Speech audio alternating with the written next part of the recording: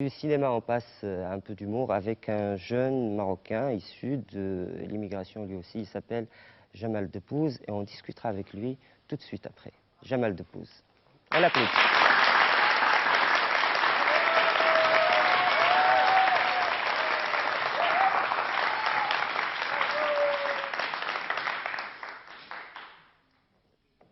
Un taxi! Un taxi! Taxi! Taxi, va! On est en plein mois de juillet. Je suis au milieu de Casa, il fait une chaleur infernale, ça fait 3 heures que j'attends un taxi. Je suis pas énervé, non? Je vais très bien. Tout au contraire. Non, sérieux, on est en plein mois de juillet, d'accord. Au mois d'octobre, Wallah al-Adim, au mois d'octobre, tu cries le mot taxi, tu en as 15 qui arrivent. Taxi, attends, c'est encore mieux. Tu prononces la syllabe ta, tu en as 15 qui arrivent. Alors nous, forcément avec des copains, on est là. Ta, dès que la voiture arrive, t'as pas vu le mec là-bas, là? C'est éclate, c'est ce que c'est. Non, je vous dis, au mois d'octobre, les taxis sont entièrement disponibles. Il n'y a pas qu'au mois d'octobre. Au mois d'octobre, comme même au mois de novembre. Novembre, et il y a des tas de mois après le mois d'octobre où les taxis sont disponibles. Tas de mois. Non, sérieux, les taxis sont disponibles fin mai. Jusqu'à fin mai, ils sont entièrement disponibles. Fin mai, début septembre, aucun taxi. Enfin, c'est simple. Au mois d'octobre, il suffit que tu soulèves ton index et que tu cries taxi pour que tu aies toute une ribambelle de voitures rouges qui arrêtent. Toute une ribambelle. Au mois de juillet, tu prends un sac de couchage plus une tente, au cas où tu attends 2-3 jours. Tu soulèves l'index et le pouce c'est très important, hein, et tu mets 300 dirhams entre les deux. Taxi! S'il vous plaît! En sérieux, non, je l'ai vécu, hein. Je vous dis. Oui, c'est vrai, je suis pas content. Moi, ça fait 15 ans que j'habite à Casa. Ouais, 15 ans. 15 ans que j'habite à Casa. Près de Barbès, juste en face de Sidi Harazm. 15 ans. Pas à peu près 15 ans. Ouais, c'est ça, je suis 15 ans. Oui, attends. Moi, mesdames, messieurs, moi, je suis un vrai Kazaoui. Moi, je suis un vrai Bédaoui, un vrai d'avra, exactement, oui. Moi. Non, moi, sérieux, moi, je vis ici, moi. Je viens pas seulement l'été comme ces émigrés, là. Ouais. Ils sont fauchés, ils font d'exprès. Ils ont un tic, c'est ça. On se demande pourquoi, genre. Non, je les aime bien, Je dis pas qu'ils sont lourds, ces gens-là. Je dis. Hollande, Belgique, France, tout ça. Ils sont bien gentils. Mais dès qu'ils arrivent ici en été, ça y est, je deviens fou. Je sais pas ce qui m'arrive, j'ai envie de mordre. Hein? Je comprends, non? Ah ouais, que ça se comprend. Hein? Je sais pas, aidez-moi un petit peu, dites oui. Ça se comprend? Sympa, merci. C'est histoire d'être un petit peu soutenu, quoi. Non, c'est vrai, moi j'en peux plus, moi. Moi j'en peux plus. De toute façon, c'est simple, hein, c'est simple. Le prochain taxi qui arrive, je lui demande, s'il vous plaît, monsieur, direction Paris.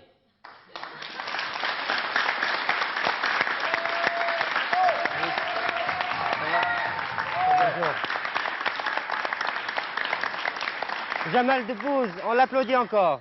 On l'applaudit encore.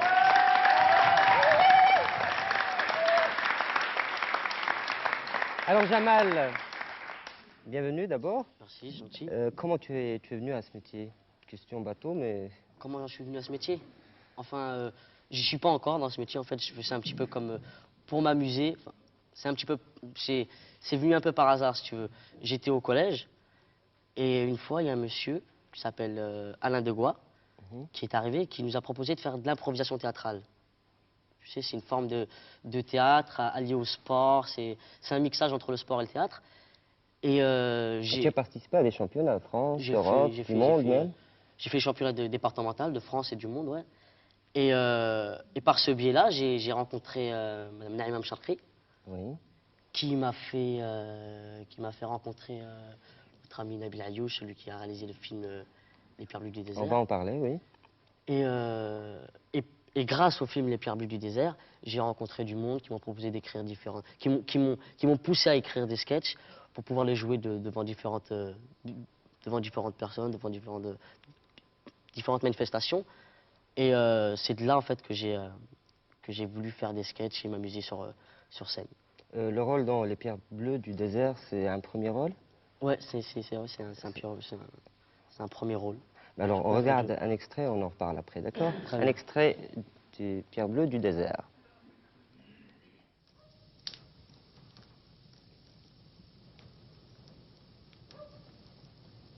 سيد الشيخ حتى حد ما تاق بيا ونعرف اش كنقول. في الصحراء فين كان بعيد علينا كاين حجر الزرق وكاين الوان اخرى حتى هي. شوف ولدي، هذاك الشيء اللي انت كتخيلو الاخرين ما عطاهمش ربي العقل الكافي باش يتخيلوه حتى هما. والشيء اللي كتشوفو انت الاخرين عينيهم مغمضين وبغيت يشوفوه حتى هما. ثق بيا ولدي، راه ما كاينش اللي يردك على طريقك.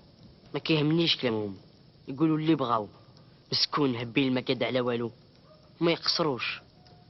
انت سيد الشيخ كتثق بيا، كتعرف بلي هادشي اللي كنشوف كاين بصح، وهاد الثقه بوحدها اللي غتعطيني الشجاعه باش نتبع طريقي. صحاب النفوس الضعيفه ما عندهم سلاح غير الهضره الخاويه باش يغطيو على عيوبهم. وانت وليدي سلاحك هو العزيمه والاراده القويه.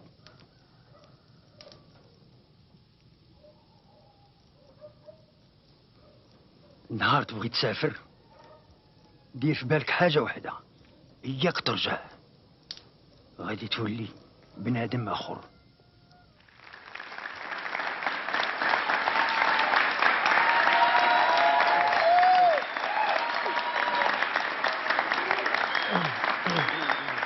Alors, Jamal, dis-moi, là où tu te sens le mieux, c'est en étant live devant un public ou, par exemple, là, au cinéma, qu'est-ce que tu préfères? C'est être en contact direct avec le public? Ouais, je crois que n'importe quel comédien vous dira que c'est le contact avec le public, la chaleur que dégagent ces personnes.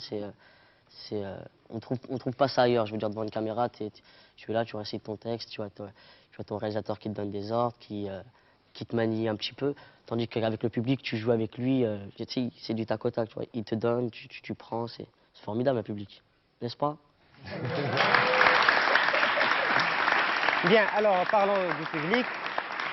On peut te demander un second passage, second sketch? Et comment? On va se faire un plaisir de le faire, Hein? ça. Ouais. Allez.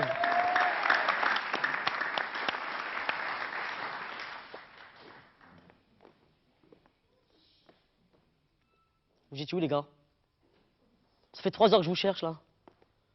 Non, mais je deviens fou, on avait rendez-vous avec l'écrivain. Le mec qui devait écrire un best-seller sur nous, là. Mais c'est pas vrai, on avait parlé à la Maison des Jeux la dernière fois. Mais rappelez-vous, ça a même terminé en baston entre Alain et Mamadou. Alain voulait absolument qu'on photographie toute sa famille pour la mettre sur la couverture du livre. Mamadou aussi voulait.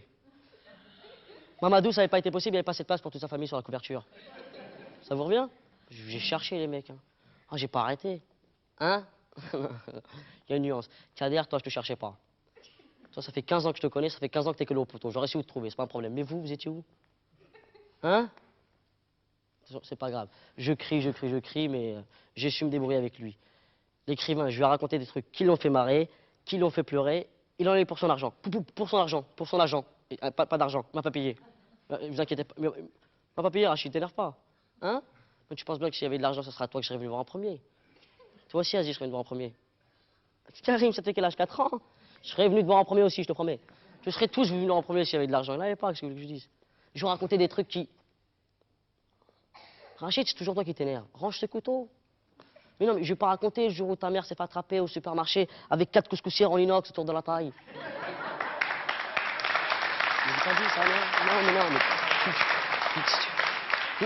mais c'est toujours toi qui t'énerve en premier. Mais non, je vais pas raconter. Donc, maintenant qu'on en parle, il a été super balèze de surveillant du supermarché. Pour avoir pu faire la différence entre ta mère avec les couscoussières et ta mère sans les couscoussières, fallait avoir l'œil, hein. Ah non, c'est vrai que c'était pas donné à tout le monde. Moi, mes conneries, j'arrête. Hein. Au supermarché, j'y vais plus. Ah non, c'est vrai. Mais je vais raconter le jour où le père Farid, tu sais, le jour où il est arrivé dans la cité avec son J5, sa camionnette pleine de pastèques, et qui criait à tout bout de champ qu'ils avaient payé gratuitement au supermarché. Tu t'en rappelles pas? Samir, tu t'en rappelles pas? Mais Samir, tu devais sûrement être défoncé ce jour-là. Rachid, on t'a dit de ranger ce couteau. Non, je disais simplement à ton frère qu'il devait sûrement être en train de se défoncer à réviser pour son examen. C'est tout. Hein? Mais non, je te prends pas pour un con. Pourquoi tu dis ça? J'avais passé d'examen? J'avais passé d'examen? Le seul examen qu'il a passé, c'est le BCG. Et il a raté 3 fois. Ça arrive que ce que je te dise. Moi aussi, je l'ai raté. Non, je vais raconter le jour où le père Farid il est arrivé dans la cité, il klaxonnait à tout bout de champ qu'il avait des pastèques gratuites, tout ça. Et attends, à tout bout de champ, le mot est faible. 10 minutes. 10 minutes après, t'avais la mère Atika. Elle a loué un 38 tonnes, un semi-remorque. Tout ça pour aller à Intermarché avec des pastèques. Mais attends, la honte, c'est pas ça. La honte de ma vie. La chair de ma chair, mon papa. Avec des copains, ils ont été à l'aéroport Roissy-Charles de Gaulle. Ils ont été loués un Boeing 737 pour des pastèques.